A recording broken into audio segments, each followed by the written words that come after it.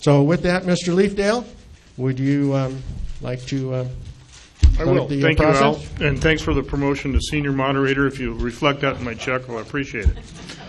Good evening to everybody, and thanks for coming out. I really appreciate it. As Al just shared with you, I'll be the moderator tonight. But before I introduce the candidates, I'd like to explain to you a little bit more about the forum. We used this forum in 2008 for the council campaign.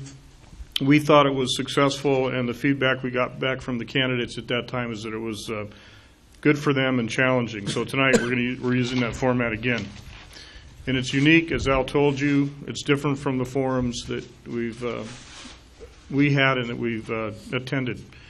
And I think there's been, what, this is the 9th or 10th time for you, this campaign, to do this type of a venue. My hat's off to you. It's got to be grueling for you.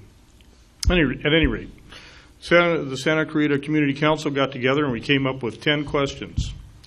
And we believe somewhere 5, 6, or 7 of those will be asked tonight. And as Al said, we provided each candidate with the questions approximately 2 weeks ago. We're hopeful that they did research, perhaps as constituents and those of us that are going to vote. Their preparation will be a reflection to us on how they'll do their job as a council person if they're elected. And with that, I think it's time to introduce the candidates. First candidate from left to right is Bob Keller, then John Hatami, Lori Ender, Ed Colley, and Tim Ben Boydston.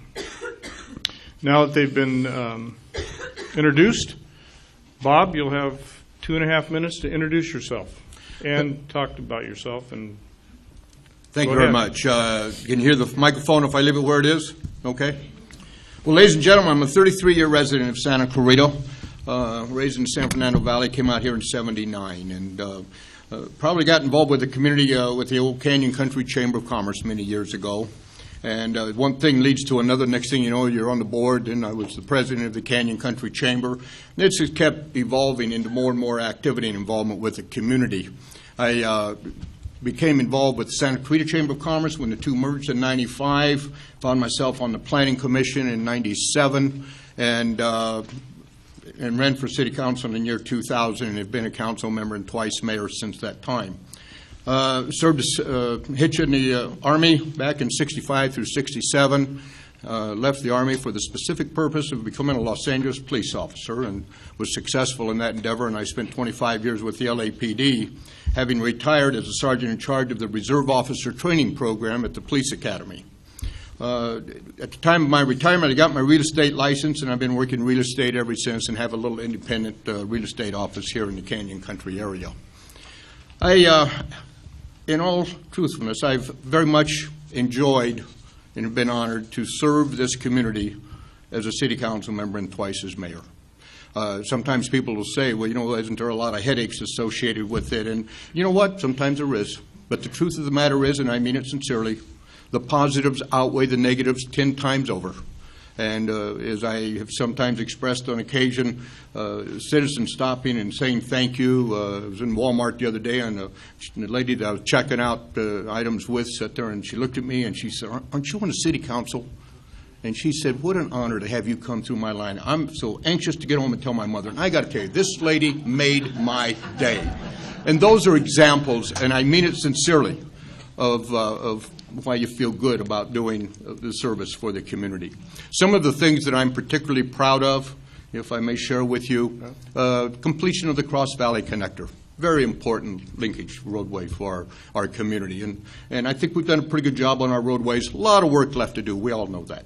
I'm very pleased to have been a part of the decision-making to name the bridge, the main bridge at the Cross Valley Connector, after the military members we've lost since 9/11. 10 seconds, Bob. Time's up? 10 seconds. Boy, that went in a hurry. Thank you very much. Thank you. John Hatami, Thank you. 2.5 minutes. Thank you. Good evening. My family and I moved to Canyon Country in 1983. I attended and graduated Canyon High.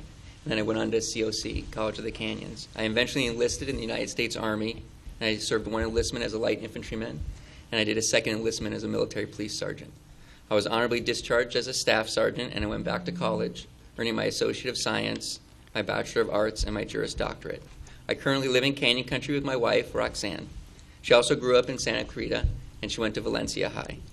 Presently, I'm a deputy district attorney. I prosecute felony cases on behalf of the people of the state of California. I just finished a trial in Long Beach, and tomorrow I'm about to start another trial in Antelope Valley. My wife, she's a deputy sheriff on patrol right here in Santa Clarita. I'm really lucky to have the job that I do, to be able to work for the people of the state of California. I also want to bring the passion I have in my job as a deputy district attorney to my city and to the city council. I've been endorsed by the Association of Deputy Sheriffs in Los Angeles, and I recently was endorsed by the Los Angeles County Firefighters. Public safety is a passion of mine, and I want to bring that to our city. I do believe that we do need a new police station. I really believe we need two. One here in Canyon Country or close to Canyon Country, and another one as proposed by the Board of Supervisors. I also believe that we have a serious heroin problem in Santa Clarita. It's a problem that I think more people are learning about, but I think still a lot of us don't know about it. And I think we need to do a lot to try to address that issue. We also have a gang problem. It's not a major gang problem as they do have in Compton or they have in Antelope Valley. But if we let things like drugs and gangs grow here in Santa Clarita, it's like a cancer. So I believe we need to address those issues head on, proactively, not reactively. If you want somebody new and somebody young, somebody who really wants to make a difference, somebody full of energy, then vote for me for City Council. Thank you. Thank you, John. Lori, you're next. Thank you very much. My husband and I moved here almost 20 years ago with the hopes of raising our family in a safe community with excellent schools. We got involved with the things that most young families get involved in: Heart baseball, Warrior football, Indian Guides, and Vacation Bible School. But it was through my work in the PTA that I saw firsthand the impact and the value of community involvement. I served in many leadership positions in our PTAs, chaired 2 successful school bonds for our local school districts, and was appointed to the Parks Commission, where I served for 5 years. When I decided to run for a seat on the City Council over 4 years ago, it was with the goal to continue to give back to this community and to ensure our quality of life. After having served on the Council for 4 years, I have a lot to be proud of. We have delivered an on-time and balanced budget every year. We have improved programs for seniors and for youth. Our crime rate is at an all-time low, and we have excellent working relationships with our Sheriff's Department and our many other partners. We've seen the beginnings of the expansion of our local hospital and now have local control of our libraries, a move that keeps millions of our taxpayer dollars, your dollars, here in Santa Clarita. It has been an honor to serve you for the last 4 years. I very much appreciate you being here tonight. I want to thank Spence and your crew and Al for holding this forum, and I look forward to answering the questions. Thank you. Thank you, Lori. Ed Colley, your turn. Good evening. Shortly after my 18th birthday, I joined the Army. I was a cryptologist at the height of the Cold War, serving on the East German border for most of that time.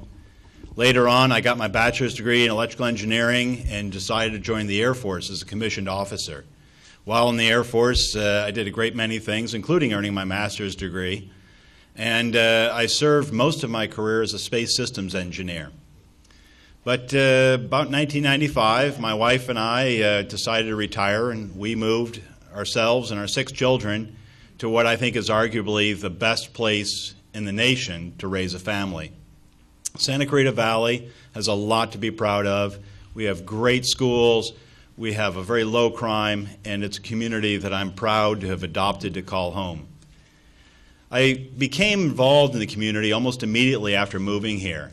I've been involved in a great many clubs, organizations, charities, and ultimately about 10 years ago, I decided to run for public office because at that time, there was a gentleman on the Castaic Lake Water Agency Board of Directors whose wife had actually filed a lawsuit against that agency and he insisted that he should be sitting in on closed session where they were discussing the strategy to work against his wife's lawsuit. I thought it was inappropriate, and so I put my name in, and I defeated the incumbent in that election. I've been privileged to serve on the Castaic Lake Water Agency now for, again, nearly a decade. I've been asked to serve on the Commission of Disabilities by Supervisor Antonovich for the county as well. I've been teaching your children for the last 17 years, a job I absolutely love, and I look forward to the possibility of serving you on the City Council. There's an awful lot to be done. The mega mine out on the east end here is huge. It is a major, major problem. We have to get that defeated. We have to work on the chloride problem. We're standing to lose $200 to $500 million of your money on a project that is just nonsense. There's a great many issues, and I look forward to asking for your vote on April 10th or by absentee, and hopefully I can help serve the citizens of Santa Clarita and keep this the great place it is. Thank you. Thank you, Ed. Tim Ben, you're up. I'd like to thank the Santa Clarita Community Council and the Elks Club for hosting this forum this evening. I'm Tim Ben Boydston, and I'm running for City Council, and I'm here to ask you for your vote tonight. But there's one other group that I want to thank the most, and that's all of you. It may sound trite, but it's not. We are sitting here in front of this great flag of the great United States of America. And the reason we're sitting here is because of citizens like you. Whether you're here or whether you're going to watch this on tape, you, the citizens, have taken the time to come out here and spend a portion of your life to learn about the candidates, to see which one of us is the most qualified to represent you. I take that as a sacred trust. I believe what Abraham Lincoln said when he said that our government is a government of the people, by the people, and for the people. Our government is for you, and we are here to represent you. And the reason I'm running for City Council is because I don't believe, with the exception of Bob Keller, that your City Council is representing you. When I was on the council and served 16 months, I was honored to be sitting in that seat, honored to be listening to your problems when you came before the council. I would listen, and I would study the heck out of each thing that you brought forward. Look at both sides and know that issue before I rendered an opinion. After I left the council, I thought that I might be able to continue to do that. Unfortunately, that was not the case. When I went around town and began to represent neighborhoods that just called me up and said, Tim Ben, can you come out and help us? Can you meet with us and help us because we have a problem? We would take that to the council together, and unfortunately, they began to put up roadblocks. They began to do things like moving public comment, which was at the beginning of the meeting, to the end of the meeting, showing that they didn't think it was that important. And public participation dropped by 60%. They didn't want to listen to you. With the exception of Bob Keller, they did not want to listen to you, and they have not been listening to you. And I hope to change that. I will be the representative that will represent you and listen to you. May God bless you, and God bless the city of Santa Clarita.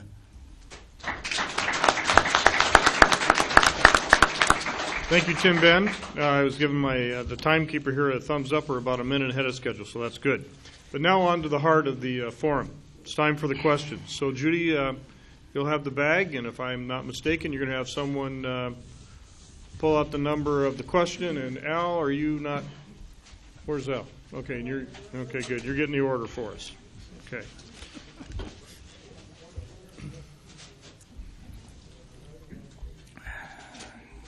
Question number one. Okay, question number one. I'll read the question. Everybody will get a chance to hear it. In 1994, the City of Santa Clarita Youth Master Plan was created to address concerns about drug abuse and gangs. Now, nearly 20 years later, the programs implemented have not succeeded. We continue to struggle with the same issues. What would you do to address the array of issues facing youth, including but not limited to drug abuse and gang?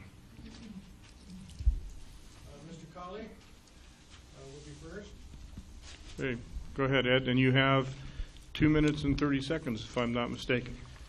Thank you. The question actually assumes facts, not an evidence, I think Mr. Atami would say in court. To say that the programs have not succeeded may not be the whole truth. I suggest to you that we will always have some societal issues. We are never going to have 100% success. To suggest that these programs that we have implemented have done nothing to curb the problems that our youth face is simply not true. For example, we have in every one of the high schools, certainly the high school where I work, Valencia High School, we have the resource deputy in the school. That resource deputy is unbelievably valuable in helping us to curb the use of drugs and other types of just poor decisions that our teenagers sometimes make. So that is a wildly successful program that we need to continue. We have many other charities. The Action Program, while their client base continues to expand, they are working very hard on the youth that come to them, and they're very successful in getting the kids that are there turned around. And so, again, to say these programs are not successful is simply not true. We're not going to be perfect, and I think there may be more that we can do. I am always looking for opportunities for every one of our agencies and our governmental agencies to work together. Even the Water Agency has gotten involved in scholarship programs and education of our youth, and every little bit helps. I oftentimes tell parents that your child absolutely needs to be engaged in some positive activity. Every child in every high school needs to pick being in band, being a cheerleader, being in sports, something. I explain to parents all the time that it's those kids that are floating out there with no smaller community to call home that are the ones that are most in danger of these kinds of problems. Thank you. Thank you. Okay, the way the drawing went, next will be Tim Ben Boydson, then Bob Keller, then Lori Ender, then John Hatami. And just so that you know, once everyone has answered the question, should any of you want a minute for rebuttal, you can have that minute for rebuttal, and we'll do in the same order. Okay? All right. Thank you, Spence. Tim Ben Boydson is up. Yes. I would have to say that if our programs were working as far as drugs go, our children would not be dying of heroin overdoses. We have an incredible, serious problem with drugs and gangs in our community. There are 3 things that we can do to address those. The first one is law enforcement. Law enforcement needs to be there so that we can put away the bad guys. We need to be able to put away the guys that are dealing the drugs. We need to interdict in the process of the drugs when they're coming in to the valley. This is a law enforcement, and our sheriffs have been doing a great job, but we need to give them the resources to do even a better job. We have got to put the bad guys away. The second thing that we want to do is we want to educate the kids by using the kids' peers. We have to create peer groups, kids their own age, that will tell them the dangers, because if you all remember when you're young, you don't listen to the older folks all the time. So maybe the brighter kids do, maybe they're listening, but a lot of the kids are not listening. That's kids. So you need to have kids telling kids, this is dangerous, this can kill you. This is not the way that you need to live your life. The third thing we have to do is create alternatives for the kids to keep them happy. Busy hands are happy hands. That goes for drugs and gangs. You know, the kids in Santa Clarita, they're not doing drugs because they're deprived. It's quite the opposite. The kids in Santa Clarita are doing drugs because they can afford it and because they're bored. We've got to do programs. We've got to work collaboratively between the nonprofit agencies and the city and the county and all of the houses of worship. We've got to work together, all of us, to create programs to keep these kids busy, especially the latchkid kids right out of school. At those hours after school are the most dangerous. When you talk to the deputies, they will tell you. And when you talk to the kids that are coming off drugs, they will tell you. That's the danger zone, when the kids are not busy after school. So we have to work together using all our agencies and all our resources, and that's how we'll keep the kids off drugs and out of gangs. Thank you. Thank you, Tim Ben. Now on to Bob Keller.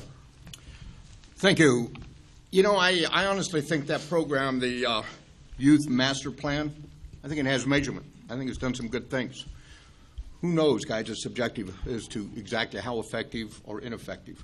But I do know this, that we have had for years and years and years, throughout not just Santa Clarita, clear across this nation, good citizens coming forward, volunteering their time and services and anything they can do to curb the problems of youth and drugs and all the associated problems, be it heroin, be it speed, be it reds, be it rainbows. That's what they had in my day.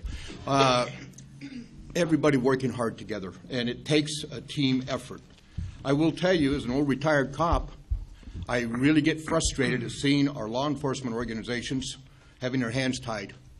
You know, we talk about the war on drugs. Well, if it's a war, how about doing this? It's an offense, not a defense. That's how you fight a war. That means you roll up your sleeves and everybody comes together and says, no, we're not going to accept it. And unfortunately, we have created a circumstance, not here just in Santa Clarita, but in California and throughout the nation, of pacification. And we're going to talk to them, and we're going to do this and do that. Truth of the matter is, we ought to go up there, or out there, do our job, put the bad guy in jail, put the guy bringing it in the distributors and right on down the line, and lock them up for their full sentence. And if there's one time I'm willing to reach deeper in my pocket and add to my taxes on a personal level, it's more prisons. Keep the bad guy away from my children, and they will survive. Thank you. Thank you very much, Bob. Lori, you're next. Well, I'm going to say that it's not that the program hasn't succeeded. I think the program has run its course. It was successful for a very long time. We're talking almost 20 years ago. I'm a member of the Blue Ribbon Task Force. We've been working for, I've been on the group for about 6 years, and every time we meet, which is about every other month, there's a new front on the battle that we're facing against kids and drugs. There's a new terminology, a new drug, a new something that kids are using. It's constantly changing. We have to be able to evolve with that. If I wasn't here right now, I would be at the Hart School District Board meeting making a presentation to the school board. Instead, somebody else from the city staff is doing that, about a program that we've been working on in conjunction with the Sheriff's Department, the Hart District, and the city that we're about to unveil that will be the next step, really the 21st century step in fighting the issue that we have with drugs. It's a problem across the country. This is a program that's working in other communities. We're going to model ours after theirs, and it takes a more modern-day approach to it. It's true that we have to use peers as a huge element to it, that kids aren't listening to parents, and we know that. And we've got to find a way to put that in. So it's partial education, it's prevention, and then it's enforcement. Those things all have to come together.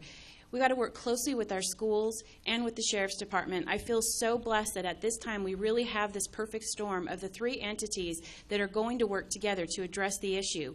Right now we've got a situation where if a kid gets caught over the weekend spray painting or drinking, now the Sheriff's Department makes a call to the school deputy, a call to the school assistant principal who's in charge of that to let them know, hey, we picked this kid up. This is someone to keep an eye on. They'll call the kid in and talk to them. Believe it or not, a year ago that kind of stuff wasn't going on. So now we're able to catch them early on and hopefully prevent them from becoming someone who's got to go to action, who's going to be a part of the long-term system.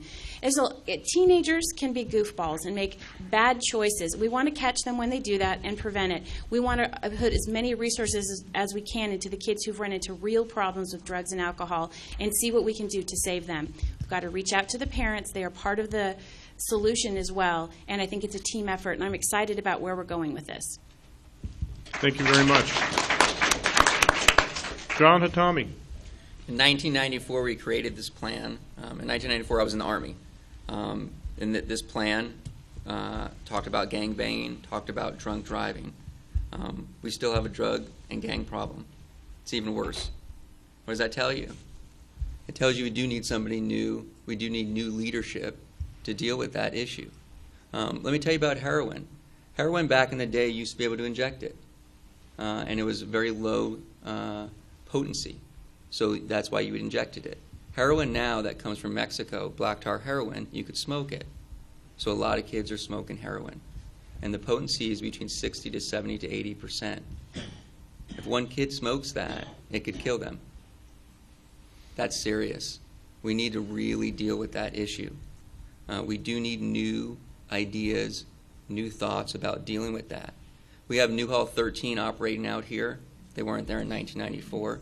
Sanford, AOB, which is All Out Ballers, Valverde Park, the Juggalos, Brown Pride, Crazy Minded Criminals. These are all gangs that are operating in Santa Clarita.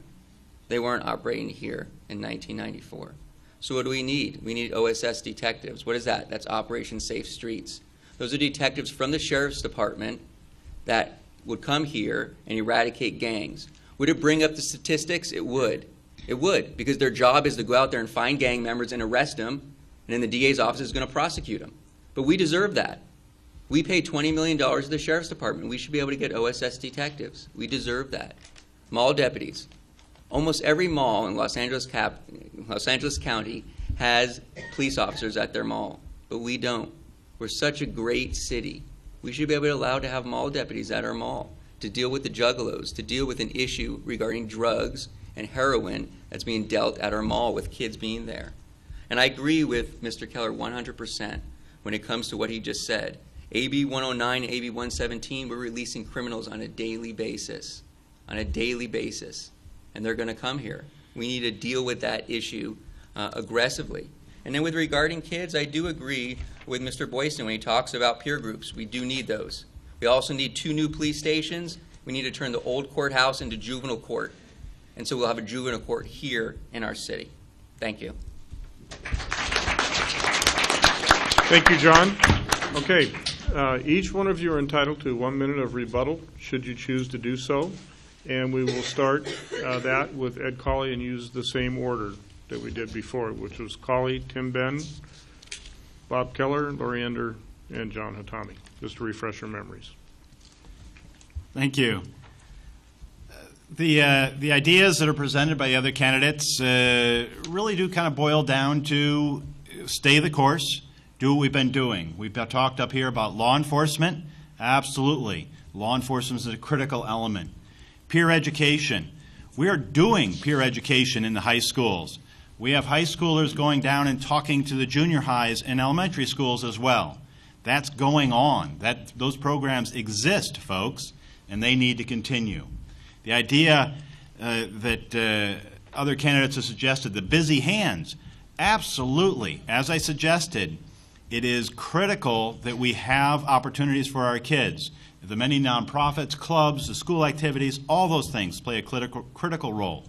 One other thing that's not been said is that we have to make sure that we keep marijuana dispensaries and that kind of thing out of our city to the maximum extent possible, because that is a gateway drug, and that will cause problems for our children.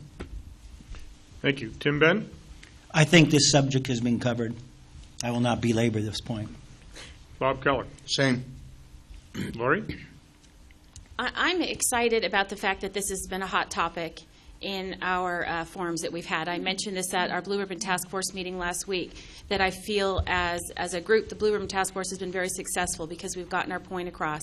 We have developed heroinkills.org, a website that gets a lot of traffic. We had a heroin symposium that had hundreds of people in attendance.